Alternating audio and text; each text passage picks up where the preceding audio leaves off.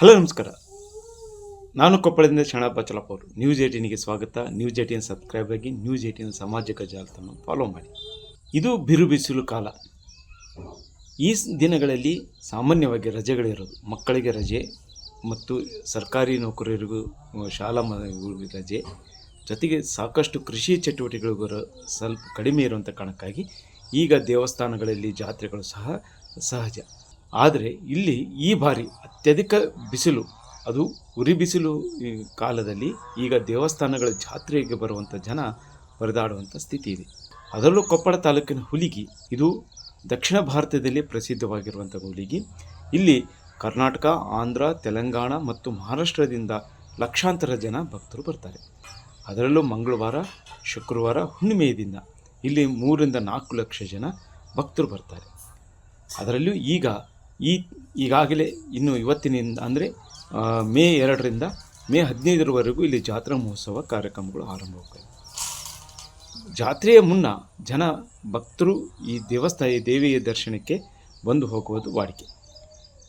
ಬಂದಿರುವಂಥ ಭಕ್ತರಿಗೆ ಇಲ್ಲಿ ಉರಿ ಬಿಸಿಲಿನಲ್ಲಿ ನಿಂತುಕೊಳ್ಳುವಂಥ ಶಿಕ್ಷೆ ಆರಂಭವಾಗಿದೆ.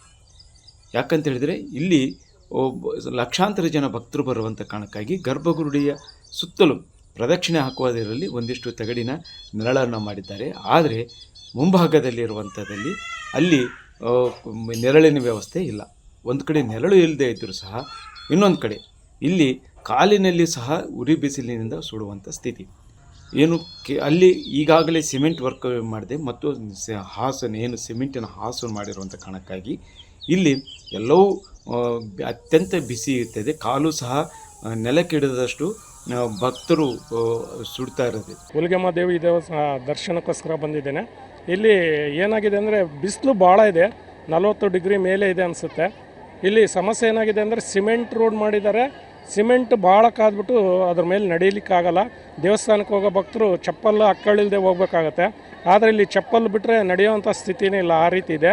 ಇಲ್ಲಿ ದೇವಸ್ಥಾನ ಕಮಿಟಿಯವರು ಒಂದು ಸ್ವಲ್ಪ ಮ್ಯಾಟನ್ನು ಸ್ವಲ್ಪ ದೂರದವರೆಗೂ ಮಾತ್ರ ಹಾಕಿದ್ದಾರೆ.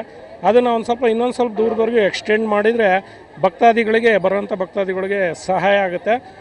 ಮತ್ತು ಇನ್ನೊಂದು ಸಲಹೆ ಏನಂದರೆ ಹಾಕಿದಂಥ ಮ್ಯಾಟನ್ನು ನೀರಲ್ಲಿ ನೆನೆಸೋವಂಥ ಒಂದು ಇದು ಇತ್ತು ಅಂದರೆ ಇನ್ನೊಂದು ಸ್ವಲ್ಪ ಭಕ್ತಾದಿಗಳಿಗೆ ಚೆನ್ನಾಗಾಗುತ್ತೆ, ಅದ್ರ ಮೇಲೆ ನಡ್ಕೊತ ಬರ್ಬೋದು.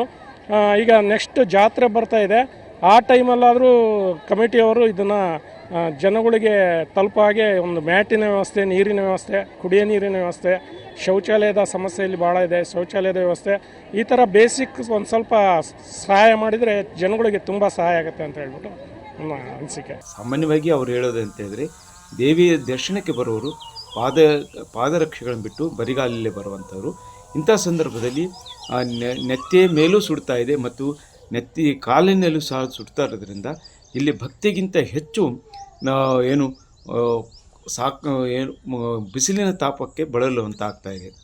ಮತ್ತು ಅಧಿಕ ಸರದಿ ಇರುವುದರಿಂದ ಸರಿಸುಮಾರು 1-1.5 ತಾಸು ಈ ಬಿಸಿಲಿನಲ್ಲಿ ನಿಲ್ಲುವಂಥ ಶಿಕ್ಷೆ ಇರುವ ಕಾರಣಕ್ಕಾಗಿ ಇದಕ್ಕೆ ಪರ್ಯಾಯ ವ್ಯವಸ್ಥೆ ಮಾಡಲೇಬೇಕು ಅನ್ನೋಂತಿದೆ. ಅಂದರೆ ಹಾಸಿಗೆ ಮ್ಯಾಟನ್ನು ಹಾಕಬೇಕು, ಜೊತೆಗೆ ಮೇಲೆ ಒಂದು ಶೆಡ್ ಥರ ನಿರ್ಮಿಸಬೇಕು ಅನ್ನುವಂಥ ಒತ್ತಾಯ ಸಹ ಕೇಳಿದೆ.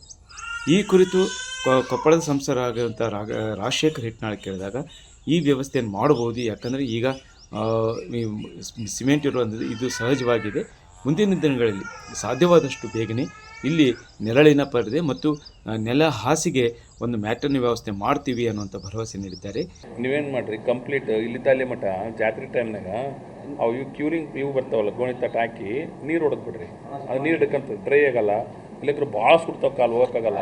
ಇಲ್ಲ, ಇನ್ನೊಂದು 2 ಮ್ಯಾಟ್ ಬೇಡ, ಅಲ್ಲ ಮ್ಯಾಟ್ ಹಾಕ್ರಿ. ಓಕೆ, ಮ್ಯಾಟ್ ಇಲ್ಲಿ ಹಾಕ್ತೀರಿ, ಇಲ್ಲಿ ಅಷ್ಟು ಹಾಕ್ತೀರಿ. ಮುದ್ದಮ್ಮನ ಕಟ್ಟಿ ಮಠ ಆ ಕ್ಯೂರಿಂಗ್ ಬರ್ತಾವೆ, ಹೇಳ್ತೀನಿ ಅಜೀಜ್ಗೆ, ಅವ್ನು ತರಿಸ್ಬಿಟ್ಟು ಟ್ಯಾಂಕರ್ ನೀರು ಹೊಡ್ಕೊಂತಿದ್ದು ಬಿಡ್ರಿ. ಟ್ಯಾಂಕರ್ ನೀರು ಹೊಡ್ಕೊಂತಿದ್ದು ಬಿಡ್ರಿ. ನೀವು ಅದನ್ನೆಲ್ಲ ಪೈಪ್ ಹಾಕ್ಕೊಂಬಿಡ್ರಿ, ಒಬ್ರು ಲೇಬರ್ ಇಟ್ಟುಬಿಡ್ರಿ, ನೀರು ಹೊಡ್ಕೊಂತಿರ್ಲಿ, ಕಂಟಿನ್ಯೂಸ್ ಪೈಪ್ ತಂದು ಕೊಟ್ಬಿಡ್ರಿ. ಅದನ್ನ ಹೇಳ್ತೀನಿ ಮಾಡಿಸ್ಬೇಕಾದ್ರೆ ಕರೆಕ್ಟ್ ಮಾಡಿ.